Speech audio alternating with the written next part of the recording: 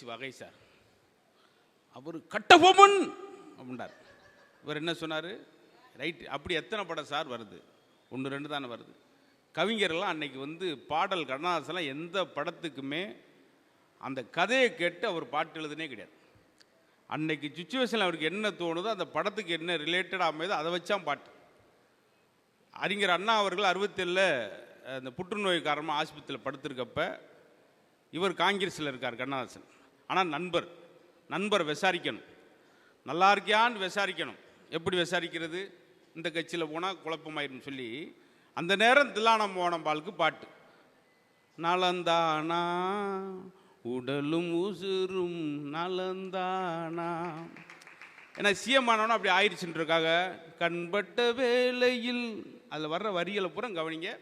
அனைத்துமே அண்ணாவுக்காக கண்ணதாசன் எழுதினார். இப்படித்தான் பாடல் இருந்துச்சு. இன்னைக்கு அந்த மாதிரி ஒரு பாட்டு காஷ்மீரில் ஒரு பாட்டு எடுக்கணும், அவன்தான் மனிதன் படத்துக்கு. அப்போ தான் வந்து சிம்லாவிலே காசிலே நினைக்கிறேன், சிம்லாவில் அப்போ தான் அந்த பூக்கள்லாம் பூத்துருக்கும். மே மாதம் தான் அந்த ஷூட்டிங் எடுக்க முடியும். மே மாதம் வரைக்கும் பாட்டு கண்ணதாசன் வரல. எம்எஸ் சுசான் கேட்டுக்கிட்டே இருக்கார், மே வரப்போகிறா, மே மாதம் வரப்போகிறா, கண்ணதாசா எழுதுகிற பாட்டை ஏண்டா மேன்னு கத்துற அப்படின்னு சொல்லிட்டு அந்த பாட்டோட வரி முடிகிற புறா மேவிலே முடிஞ்சிருக்கும். அன்பு நடமாடும் கலை கூடமே ஆசை மலை மேகமே கண்ணில் விளையாடும் கலை வண்ணமே கன்னி தமிழ் மன்றமே. பாட்டோட முடிவுற மேவதான். விவசாயி பற்றி ஒரு படம் தான் வந்திருக்கு. என்னாச்சு? காமராஜரை பற்றி எடுக்கிறீங்க, ஓட மாட்டேங்க. காந்தியை பற்றி எடுக்கிறீங்க, ஓட மாட்டேங்க. கரப்பாம்பூச்சி வச்சு எடுக்கிறாயா ஹிந்தி படத்தில் ஓடுதியா வெளிநாட்டில்? பார்த்தீங்களா? ஆச்சரியமாக இருக்கும். கொசு கடிச்சோன்னா அவன் ஸ்பைடர் மேனாக போயிடான். அப்படி பார்த்தா தமிழ்நாட்டில் நம்ம பூரா ஸ்பைடர் மேனை, எத்தனை கொசு நம்மளை கடிக்குது. அது அந்த படத்தில் காட்சியெல்லாம் நம்மளாவது பரவாயில்ல கொஞ்சம், அங்கே இதை விட மோசம் சார். நம்ம வந்து ஒரு ஆளுக்கு ரத்தம் கொடுத்துட்டு ரத்தம் பண்ணிட்டு 2 ஆப்பிள் பழம் ஆர்லிஸ் பாட்டு சாப்பிட்டு இடுப்பு பிடிச்சிக்கிட்டே வரேன். ஆனால் ஹீரோ குப்புன்னு 4 ரத்தத்தை கக்கிட்டு 80 பேர் எத்தி கிளறா சார். இது கூட பரவாயில்ல சார். ஹிந்தி படத்தில் ஜூனியர் என்டிஆர் வேணா எத்தி தள்ளுறான், அவன் துப்பாக்கியில் சுடுறான் சார், குண்டை கையில் பிடிச்சி பல்லு விளக்குறான் சார். அங்கே கட்டிலிருந்து விழுந்ததுக்கு 4 நூற்றாண்டா படுத்து கிடைக்கான் கட்டு போட்டு நம்மால். ஆனால் ஒரு படத்தில் அங்கேருந்து மாடியிலேருந்து 80 மாடிலேருந்து குதிச்சுக்களை வரான். இதில் ஆச்சரியம் கிடையாது. அடுத்ததான் ஆச்சரியம், மறுபடியும் 80 மாடிக்கு பறந்து போயிடான் சார். இது மாதிரி மாயை நம்பி ஏன் சார் இப்படி ஏமாறுறீங்கன்னு சொல்லி ரொம்ப கொந்தளிச்சு போயிட்டார். பாட்டு கூட பாருங்க, அந்த படத்தில் அவர் டாக்டர்னா டாக்டர் மாதிரியே தான் பாட்டு இருக்கும். இன்னைக்கு உங்கள் படத்துக்கு அது சம்மந்தம் இருக்கா? தர்மந்தலையாக்கில் இவர் டாக்டர் எப்படி பாடணும் பாடுறார். ஹலோ ஹலோ சுகம்மா, உடனே அம்மா அம்மா நீ இங்கே நலம்மா ஆஹான் ஏதோ ஒன்று இழுக்கிறாங்க. அடுக்கடுத்து இவர் டாக்டர் தொழிலை காமிக்கிறார். காலையின் நான் வரட்டுமா, கண்ணில் மருந்து தரட்டுமா, காலையின் நாள் வரட்டுமா, கண்ணில் மருந்து தரட்டுமா. உடனே அந்த அம்மா மருந்து தந்தால் போதுமா, மயக்கம் அதில் தீருமா. உடனே இவர் தீர்த்து வைப்பேன் ஆனம்மா. பா தம்பி பத்தியில நாங்களும் பாடுவோம் அப்படி அழகா சொல்லி முடிச்சிருக்கார். அதற்கெல்லாம் யார் பதில் சொல்லணும்னா அன்னபாரதி வந்து நிறைய மேடையில் பேசியிருக்காங்க, நகைச்சுவாக பேசி. அவங்க ஜோக்குனா கேட்கவே வேணாம்னா என்ன அர்த்தம்? ஆட்டோமேட்டிக்காக பேசுவாங்கன்ற அர்த்தம். நீங்கள் உடனே கேட்க வேணாம்னு கிளம்பிடக்கூடாது. உண்மையிலேயே நான்லாம் 25 வயசுல சார் டிவியில் வந்தேன், அவங்க 7 வயசுல டிவியில் வந்துட்டாங்க. காணவில்லை இப்பெண்மணியை 3 நாட்களாக, மஞ்சள் கலர் பாவாடையும் பச்சை கலர் சட்டையும் போட்ட பெண்மணியை பார்த்தீங்களா? அந்த மாதிரி பெருமை உண்டு. அன்னபாரதி அவர்களுக்கு பெரிய கரகோஷம் கொடுங்க. புத்தாண்டில் புதுமைகள் தொடர, மாற்றங்கள் மலர, மகிழ்ச்சி மட்டுமே என்றென்றைக்குமே நிலைக்க, உலகெங்கும் இருக்கக்கூடிய ராஜ் தொலைக்காட்சி நேயர்களுக்கும் பொன்னாங்கண்ணி கீரையை புளி போட்டு கடைஞ்சா உண்ணாமலத்தாயே ஓடி வந்து சாப்பிடுவா அப்படின்ட்டு சொன்னா அதுதான் என் திருவண்ணாமலை என்று சொன்னார். தித்திக்கும் திருவண்ணாமலை ரசிக பெருமக்களுக்கும் அன்னபாரதியின் புத்தாண்டு தின நல் வாழ்த்துக்களை தெரிவித்துக் கொள்வதில் மகிழ்ச்சி அடைகிறேன். நடுவர் அவர்களே, மக்கள் இன்று சினிமாவுக்கு போகிறார்களா, சினிமாவோடு போகிறார்களா? 2023 நான் ஒரு மேடையில பேசிக்கிட்டே இருந்தேன். நம்ம இப்ப 2023 கடைசி மாசம், கடைசி வருஷத்துல நிக்கிறோம்டா. அடுத்த மாசம் புது வருஷம், புது மாசம் பிறக்க போகுதுடா, அதுக்கு பேரு ஜனவரி அப்படின்னு. கீழே இருந்து ஒரு பையன் படார்னு இருந்துச்சு, புது மாசம் பிறக்க போகுதுங்கிறீங்க, அப்புறம் எதுக்கு ஜனவரின்னு வைக்கிறீங்க, பேசாம டெலிவரின்னு வைக்க வேண்டியதானே அப்படிங்கிறான். நானும் எங்க வீட்டுல 2வது பாப்பாட்ட சொன்னேன், டேய் புத்தாண்டு பிறக்க போது முத்துரா அப்படின்னு. எந்த ஆஸ்பத்திரியில டாடி? சார், தமிழ் புத்தாண்டுக்கும் ஆங்கில புத்தாண்டுக்கும் ஒரு வித்தியாசம் இருக்குது. சரி. குளிச்சுட்டு காலில் விழுந்து கும்பிட்டா அது தமிழ் புத்தாண்டு. குடிச்சிட்டு கால்வாயில விழுந்து கிடந்தா அதுதான் ஆங்கில புத்தாண்டு. கால்வாயில் விழுந்து கிடந்தான்னா வருத்தப்படணும். அதுக்கு இத்தனை பேர் சந்தோஷமா கைதிரிச்சிருக்கிறீங்களே. இப்போ அந்த தம்பி இந்த தலைப்பை எப்படி கொண்டு போனாங்க, நான் இந்த தலைப்பை எப்படி கொண்டு போறேன், ஏன்னா அவங்க எது ரசிக்கிறாங்கன்னு எனக்கு தெரியுது. தலைப்பை எப்படியும் கொண்டு போங்க, பட் ஆடியன்ஸை வெளியே கொண்டு போயிறாங்க. எல்லாரும் நான் உட்கார்ந்து என்ன எழுதிட்டு இருந்தேன், என்ன உங்களை வாழ்த்தி ஒரு 2 வரி கவிதை சொல்லுங்கம்மா. சினிமா டயலாக்ல சூப்பர் ஸ்டார் ரஜினிகாந்த் நடிச்ச படம் முத்து, சரி. லிட்டில் சூப்பர் ஸ்டார் சிம்பு நடிச்ச படம் குத்து. கீரையை கடையணும்னா வேணும் மத்து, அழகான நடுவர்னா அதாங்க மதுரை முத்து. சார், இன்னும் உங்களுக்காக ஒரு பஞ்ச் டயலாக் வச்சிருக்கிறேன். அதே சூப்பர் ஸ்டார் ஸ்டைல்ல, அளவுக்கு அதிகமா ஆசைப்படுற ஆம்பளையும் அளவுக்கு அதிகமா கோவப்படுற பொம்பளையும் சினிமாவோடு மக்கள் போகிறார்கள் தீர்ப்பு சொல்ற நடுவரும் நல்லா வாழ்ந்ததா சரித்திரமே கிடையாது. புத்தாண்டுக்கு வர்ற ஆள் கூட இப்படி வாழ்த்துங்க. பஞ்ச் டைலாக் சில இடத்துல தான் சொல்ல முடியும். அன்னைக்கு ஒருத்தன் பஞ்ச் டைலாக் சொல்லிட்டு பஞ்சு அடி வாங்கி கிடந்தான். ஏ ஒலி தனி ஒலி அப்படின்னா சத்து நடிச்சிருக்காங்க. ஏன்னா அது லேடிஸ் டைலாக். சார், எங்க அணிய பாருங்க சார், எவ்வளவு சிரிச்ச முகமா உட்கார்ந்து இருக்காங்க பாத்தீங்களா? தம்பி நேரா உட்காருடா, நம்மளதான் சொல்லிட்டு இருக்கேன். எப்படி உட்கார்ந்து இருக்காங்க பாத்தீங்களா? நடுவர் அவர்களே, நாங்கெல்லாம் யாரு? நல்லவங்க. நல்லவங்களை ஆண்டவன் சோதிப்பான், ஆனா கைவிட மாட்டான். கெட்டவங்களை ஆண்டவன் சோதிக்கவே மாட்டான், ஆனா கை விட்டுருவான். அந்த அணியே ஒரு மாதிரியா தான் சார். அவன் தொடக்கம் இது பட்டிமன்றம் நடுவர், அவங்க பேச்சாளர், இந்தம்மா தட்டுக்குப்பா. என்னமோ உங்க அணிக்கெல்லாம் நாங்க வேப்பளம் அடிச்சு தலையில எலுமிச்சம்பழத்தை புடிச்சு விடணும். எப்படிப்பட்ட சினிமாங்க. இந்திர வந்தது சந்திர வந்தது இந்த சினிமா தான், அட எம்ஜிஆர் வந்தது என்டிஆர் வந்தது இந்த சினிமா தான், கதை சொன்னதும் இங்கேதான், காதல் வளர்ந்தது இங்கேதான், கட்சி வளர்ந்தது ஆட்சி பிடிச்சது இந்த சினிமா தான், அட அமெரிக்காவில் ஆட்சி பிடிச்சது இந்த சினிமா தான். அப்படிப்பட்ட சினிமாவை எப்படிங்க ஈஸியா சினிமாவோடு போகிறார்கள்னு சொல்ல முடியும் நடுவர்களே? ரொம்ப வேதனையா இருக்கு சார். மிஸ்டர் மஞ்சுநாதன் அவர்களே, இவள் நேரம் மாங்குன்னு அவன் பொண்ணை தூக்கிட்டு போறான், இவன் பொண்ணை தூக்கிட்டு, உங்களுக்கு என்ன பிரச்சனை? பல்லுலவன் பக்கோடா தூண்டு போறான், உங்களுக்கு என்ன பிரச்சனை? பொண்ணை தூக்க முடியலன்ட்டு பிரச்சனைங்க, அதை அங்க வந்து குமரிட்டு போயிடாரு. LIC இன்சூரன்ஸ்கார ஒருத்தர் மஞ்சுநாதன் வீட்டுக்கு போயிருக்கிறார். போய் பாலிசி ஒன்று இருக்கு, ஜீவன் தாரா போடுறீங்களா அப்படின்னு கேட்டிருக்காரு. இவர் நயன்தாரான்னா ஓகே, ஜீவன் தாரா வேண்டான் இருக்காரு. உங்களுக்காவது LIC-காரன் அப்படியாவது முடிச்சுட்டு போனா, எனக்கு ஒரு LIC-காரன் சொன்னான் பாருங்க, இன்ன வரைக்கும் நான் பதில் கிடைக்கும். வந்து ஆரம்பிக்கிறான், நம்மகிட்ட ஒரு LIC பாலிசி ஒன்று போடுங்க சார். இல்லை சார் நிறையா போட்டிருக்கு, சும்மா போடுங்க சார். இல்லை சார் நிறையா போட்டுருக்கு, எடுத்தே காமிக்கிறேன். அவன் சொல்கிறான், என்கிட்ட LIC பாலிசி போடுங்க சார், ஒரே மாசத்துல கிடைக்கும். நான் அண்ணன் பாரதி பேசுறேன். அடுத்து வருது அண்ணன் லட்சுமி. உனக்காக ஒரு டைலாக்மா. தயவுசெய்து பொம்பளையா இருமா, பொம்பளைனா பொறுமையா இருக்கணும், இப்படி போக்கிருத்தனை பண்ணக்கூடாது. அடுத்து வந்து பேசும் பாருங்க, பயபக்தியா இருக்கணும். இப்படி வந்து பட்டிமன்றத்தை வந்து பொங்கக்கூடாது, கட்டுப்பாடு வேணும். இப்படி வந்து கத்தக்கூடாது. நான் இப்ப பேசுற டயலாக்லாம் அந்த புள்ள பேசும்போது கரெக்டா பொருந்தது. இப்படிதான் அன்னபாரதி கரெக்டா பேசியிருக்கா நீங்க எல்லாம் நினைப்பீங்க, அந்த அளவு பேசும் பாருங்க. ஓ, கார்ல வரும்போது முன்னுட்டு வந்தீங்க, இதைத்தான் மனப்பாடம் பண்ணிட்டு வந்தீங்களா சார்? அன்னலட்சுமிக்கு அன்னபாரதி நீங்க உங்க நம்ம 3 பேரும் சேர்ந்து ஒரு பாட்டு அந்த அன்னலட்சுமிக்காகவே நான் டெடிகேட் பண்றேன் சார். சரி.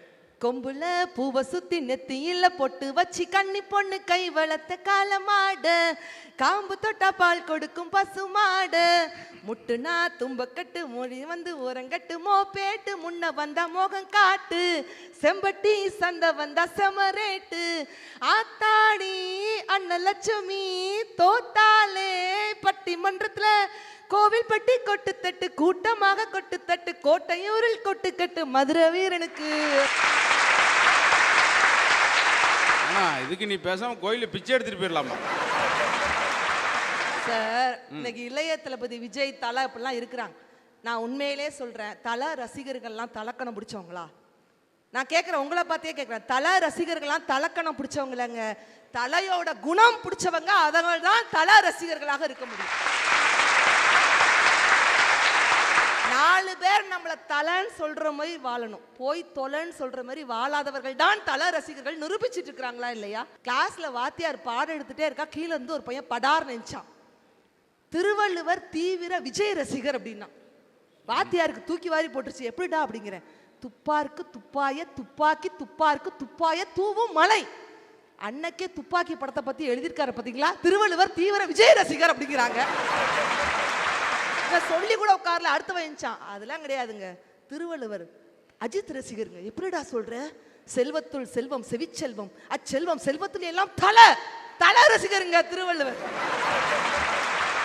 கடைசி பெஞ்சில இருந்து ஒருத்தன் எஞ்சான். கிடையாது, திருவள்ளுவர் விஜய் ரசிகரும் கிடையாது, அஜித் ரசிகரும் கிடையாது, நயன்தாரா ரசிகர் அப்படின்னா. எப்படிதான் கேட்டா, பயன் தூக்கார் செய்த உதவி நயன் தூக்கின் நன்மை கடலின் பெரிதுன்னு சொல்லிட்டு உட்கார்ந்துட்டாங்க. எங்க சத்தியமா ஒண்ணு சொல்றேங்க, இத்தனை ஆண்கள், திருமணமான ஆண்கள் மட்டும் கை தூக்குங்க சார். நீங்க மக்கள் சினிமாவுக்கு போகிறார்களா, சினிமாவோடு போகிறார்களா? இந்த இடத்துல நான் ப்ரூஃப் பண்றேன். என்ன திருவண்ணாமலையில ஒருத்தருக்கு தான் கல்யாணம் ஆயிருக்கா? இத்தனை பேர் கல்யாணம் ஆயிருக்குல்ல. இப்போ நான் சொல்றது கரெக்டுனா திருமணமான ஆண்கள் கைத்தட்டல் கொடுக்கணும். சினிமா வேறு, யதார்த்தம் வேறு, உண்மைனா நீங்க புரியணும்.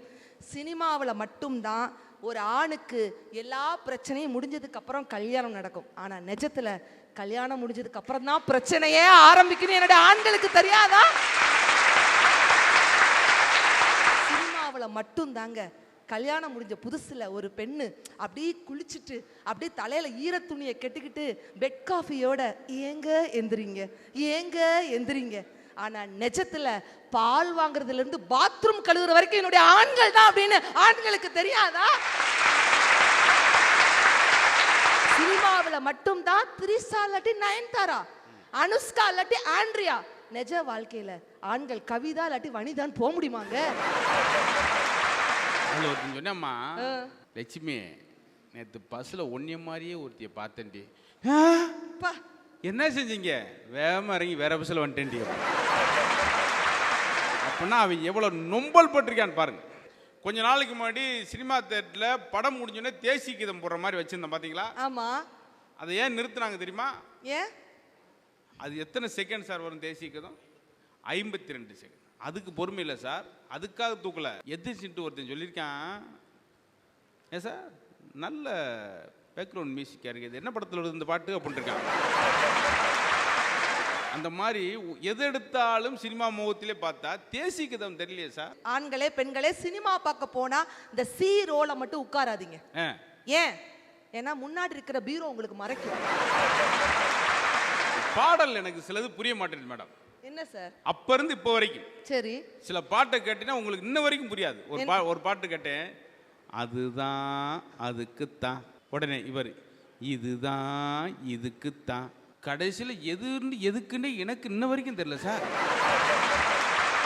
இன்னொரு பாட்டில் என்னை பத்தி நீ என்ன நினைக்கிற, கூ கூ, அது என்னது?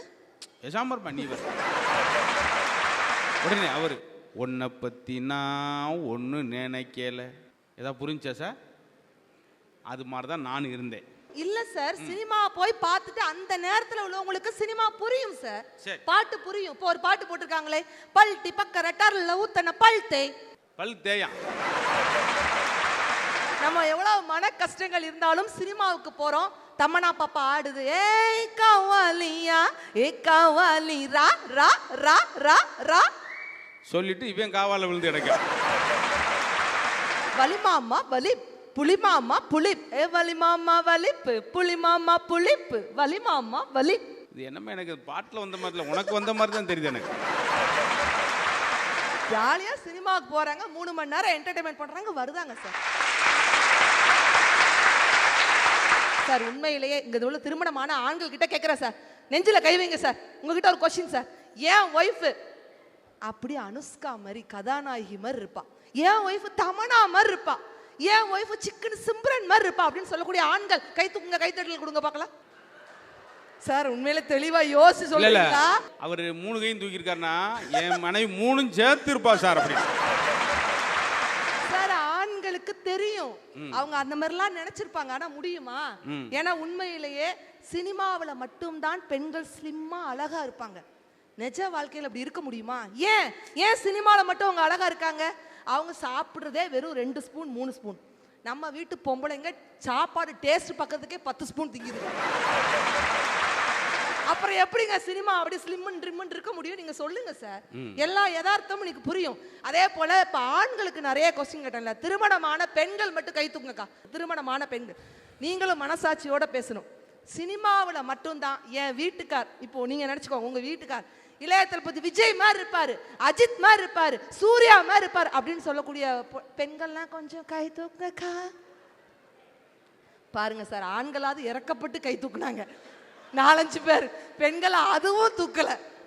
பாத்துக்கோங்க சார், இதுதான் பெண்களின் நிலைமை சார். சினிமாவில் மட்டும்தான் சார் எப்ப பார்த்தாலும் அந்த அந்த காதலன் இருக்கான்ல சார், காதலிய பார்த்து கவிதை சொல்றான் சார்.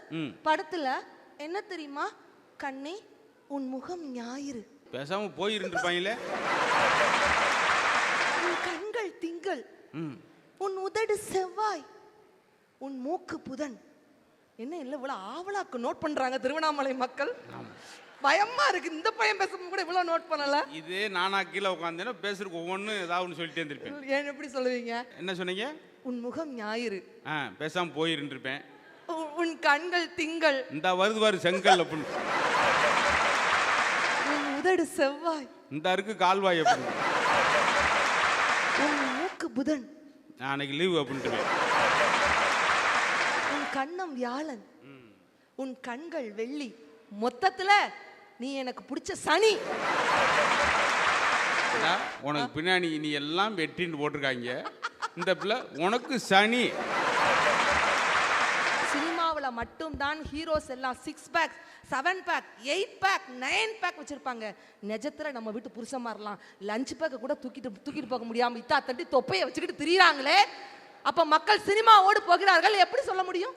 சினிமாவை பார்க்குறோம், ரசிக்கிறோம், நமக்கு வாச்சது இவ்வளவுதான் சொல்லிட்டு மக்கள் யதார்த்தத்தோடு வாழ பழகிட்டாங்க. நடுவர்களே, கே ராமசாமி அவர்கள் ஒரு பாட்டு பாடினார், அதான் அவர் கடைசி பாட்டு.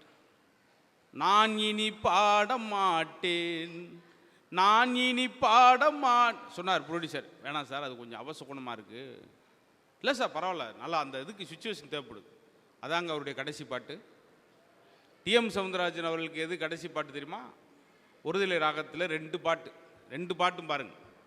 நான் ஒரு ராசி இல்லா ராஜா, அதில் இன்னொரு பாட்டு, என் கதை முடியும் நேரம் மீது. சில விஷயத்தை நம்புற மாதிரி சம்பவம் இருக்கும். அதே போல் கே தங்கவேல் அவர்கள் NS கிருஷ்ணன் போய் உதவி கேட்டார். NS கிருஷ்ணன் அவர்கள் எப்பவுமே ஒரு மிகப்பெரிய வாரி வழங்கக்கூடிய வள்ளல். எம்ஜிஆர் அவர்களுக்கு எப்படி கொடுக்க வேண்டும் என்பதை பிறருக்கு கொடுக்கின்ற கற்றுக் கொடுத்தது NS கிருஷ்ணன் தான். அப்படியாப்பட்ட வள்ளல்கிட்ட போய் கே தங்கவேல் கேட்டோன்னே NS கிருஷ்ணன் என்ன கொடுத்தார் தெரியுமா? என் லட்சுமியவே உனக்கு தரண்டான்னு கொடுத்தார். அதோட NS கிருஷ்ணனுக்கு லட்சுமி குறைஞ்சதாகவும் தங்கவேல் பெருசாக சினிமாவில் வந்ததாகவும் சொல்லுவாங்க. அதெல்லாம் எதுக்கு சொல்கிறேன்னா, மூட நம்பிக்கை நம்புகிறாலும் உண்டு, அதை நம்பாதாலும் உண்டு. நாங்களாம் சின்ன வயசில் தேதியில் காலண்டரில் தேதி பார்த்துட்டு போவோம். துலாம் ராசி யோகம் அடிக்கும், கடைசி லாரி அடித்து போட்டு போயிருக்கும். அதனால் அவங்க நம்பிக்கை. மக்களுக்கு தெரியும், சினிமாவில் மட்டும்தான் சூரிய வம்சம் படத்தில் வர மாதிரி ஒரே பாட்டில் பணக்காரனாகி பஸ்ஸை வாங்கி காரை வாங்கி 10 பஸ்ஸுக்கு வாங்கி 10 பஸ்ஸுக்கு ஓரணராகி, இதெல்லாம் சினிமாவில் மட்டும்தான். நிஜ வாழ்க்கையில் நடக்க முடியுமா? கத்தி படத்தில் ஒரு மாஸ் டைலாக் இளைய தளபதி விஜய் நடத்திருப்பார். ஒரு அமெரிக்கன் மல்டிநேஷனல் கம்பெனி 200 விவசாய நிலங்கள் அழிச்சிருக்கு. அதில் எது திருடின ஒரே கிராமம் தன்னூத்து. அதுக்காக அவங்க கொடுத்த விலை 9 விவசாயிகளோட உயிர். இந்த கொடுமையெல்லாம் அவங்களுக்கு தெரியப்படுத்த முயற்சி பண்ணி முடியலை. 3 வேளை பசிக்கும் போது சாப்பாடு ஞாபகம் வர நமக்கு அது விவசாயம் பண்றவங்களோட ஞாபகம் என்னைக்காவது நமக்கு வந்திருக்கா? கடந்த 30 வருஷத்துல மட்டும் 12,456 ஏரிகள் மூடப்பட்டிருக்கு, 27,000க்கு மேல குளங்கள் அழிக்கப்பட்டிருக்கு, 7 ஆறுகள் மூடப்பட்டிருக்கு, 1,67,512 ஏக்கர் விவசாய நிலம் அழிக்கப்பட்டிருக்கு. எங்க அவங்க விவசாயத்துக்கு தண்ணி கேட்கலங்க. அப்ப இவங்களாம் விவசாய தற்கொலை பண்ணாம என்ன பண்ணுவான்? அவங்க பசிக்கு சோறு கேட்கல, அவங்க பசிக்கு பிச்சு கேட்கல சார், விவசாயத்துக்கு தண்ணி கேட்கிறாங்க அப்படின்னு சாட்டையடி பதில் விவசாயத்தை பத்தி இளைய தளபதி விஜய் கத்தி படத்துல சொன்னாரா இல்லையா? புண்பட்ட மனதை புகவிட்டு ஆத்துன்னு சொல்லுவாங்க. அது என்ன புண்பட்ட முகம் புகவிட்டு ஆத்துன்னு சரு சருன்னு அந்த புகை கிடையாது. நம்ம மனசு கஷ்டமா இருக்கும்போது, புண்பட்டு இருக்கும்போது, காயங்களுடன் இருக்கும் பொழுது நம்மளுடைய மனதை ஏதாவது ஒரு விஷயத்துல புகவிட்டு அப்படி ரிலாக்ஸ் ஆகணும். அதுதான் சினிமாவும் பாட்டும் போன்ற கேளிக்கை விஷயங்கள் என்று சொல்லி இன்னைக்கும் நல்ல படங்கள் வந்திருக்கு. பார்க்கிங்கிற ஒரு திரைப்படம் கொஞ்சம் விட்டு கொடுத்து போனா வாழ்க்கை சுவாரஸ்யமாக இருக்கும். பார்க்கிங்கிற படம் எங்க சூப்பர் ஸ்டார்னா அது ரஜினிகாந்த் தான், ஆண்மகன் தான் அப்படின்னு சொல்லும் பொழுது இல்லைங்க, 3 லேடிஸ் சூப்பர் ஸ்டார் ஒரே நேரத்தில் கொஞ்ச நாள் முன்னாடி நீங்க பாத்தீங்க. அது என்னென்ன படம்லாம்? டிரைவர், ஜமுனா, செம்பி படம், ராங்கி படம் அப்படின்ட்டு 3மே ஒரு பெண் கதாநாயகர்கள் நடிச்ச படம் சினிமா தியேட்டரை அலங்கரிச்சிச்சு அப்படின்ட்டு சொன்னா சினிமா எவ்வளவு தூரம் வளர்ந்திருக்கிறது நடுவர் அவர்களே. கொரோனா கற்பித்த பாடம் என்ன பாடம் தெரியுமா? கொரோனா காலகட்டத்தில் நம்ம ஷாப்பிங் மால் இல்லாம நம்மளால இருக்க முடிஞ்சு, சூப்பர் மார்க்கெட் இல்லாம இருக்க முடிஞ்சு, ஏன் சினிமா தியேட்டர் கூட இல்லாம இருக்க முடிஞ்சு. ஆனா மருத்துவமும் விவசாயமும் இல்லாமல் நம்மளால இருக்க முடியவில்லை என்று கொரோனா நமக்கு பாடம் சொல்லி கொடுத்ததே. அப்ப எப்படிங்க மக்கள் வெறும் சினிமாவோடு போகிறார்கள் அப்படின்னு நீங்க சொல்லுவீங்க? மக்கள் சினிமாவுக்கு போகிறார்கள், அதை ரசிக்கிறார்கள், அப்படி விட்டுட்டு வந்துகிறார்கள். அதுதான் உண்மை, அதுதான் யதார்த்தம். யதார்த்தத்தை புரிந்து கொண்ட மக்களாகத்தான் இன்று வாழ்கிறார்கள் என்று சொல்லி மீண்டும் ஒரு முறை திருவண்ணாமலை ரசிக பெருமக்களுக்கும் ராஜ் தொலைக்காட்சி நேயர்களுக்கும் இனிய புத்தாண்டு நல் வாழ்த்துக்களை தெரிவித்துக் கொண்டு விடைபெறுகிறேன். நன்றி, வணக்கம். ஒரு கெட்டவன் இருக்கான். இந்த நியூ இயர்க்கு கெட்டவன் சொன்னீங்க, பார்த்தா காமெடியன் மாதிரி. Mind your words, my dear friend. பக்காவா ஒரு பர்கர் தொக்கா மாட்டிக்கிச்சு. சந்தானமும் ஸ்ரீகாந்தும் சேர்ந்து நடிச்ச சூப்பரான காமெடி படம். லைஃப்ல இந்த மாதிரி 1000 ஃபிகர் வந்துட்டு போகுமே. உன்னை கண்ட்ரோல் பண்ற மைண்டே நான் தான். என்ன மீறி உன்னால ஒன்னும் பண்ண முடியும். உங்கள் Raj digital TV OTT apple. நான் ராமச்சந்திரன் இல்லடா, நம்பியா. அப்புறம் என்ன, இந்த வருஷம் முழுக்க வெறும் 299 மட்டும் சப்ஸ்கிரைப் செய்து ராஜ் டிஜிட்டல் டிவி ஓடிடி ஆப்பை பார்த்து என்ஜாய் பண்ணுங்க.